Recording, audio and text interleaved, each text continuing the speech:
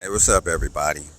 So today we're going to have a conversation about knowing your audience. If you've ever been in a speech class or debate class or anything like that, they will tell you quite often that when you're planning on addressing someone, you should know your audience. You should know who you're speaking to on what will work and won't work on them. Because there are certain people that you can talk a certain way in front of them. Like, you can talk to your friends differently than you can talk to your pastor. Right? So you got to know your audience. You got to know you can't just be the same way with everybody. But here's the thing, because I tell people to speak your truth. Speak your truth unapologetically, okay? And I say that. But I also say don't be a dick, right? So if I say don't be a dick and speak your truth, that means sometimes you have to change your approach. Sometimes you can be giving the right message with the wrong delivery, and the message gets lost in translation. See, I tell people that I don't care. I do not care at all. At all. If you like what I say. I don't. It ain't for you. It's for me.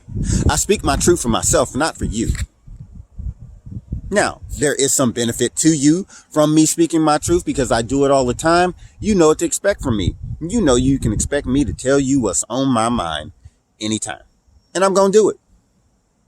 Now, I recognize at this point in time that sometimes I can't just be myself. It stings a little. Not gonna lie, it stings. I like being very direct and blunt. But there are times when you have to take a different approach. You have to know your audience, because you can speak your truth to somebody, but if they don't get the message, that's not good communication. See, good communication is about the feedback loop. It's about the message and transmission loop. It's about me sending out something to you, you receiving it, and giving me feedback, okay? So if I send you out a message and my message is not very clear, then you're probably not going to get it. Or you're not going to get it correct. And then the feedback you give me back is not what I'm going to want to hear. So, when you're talking to somebody, you speak your truth.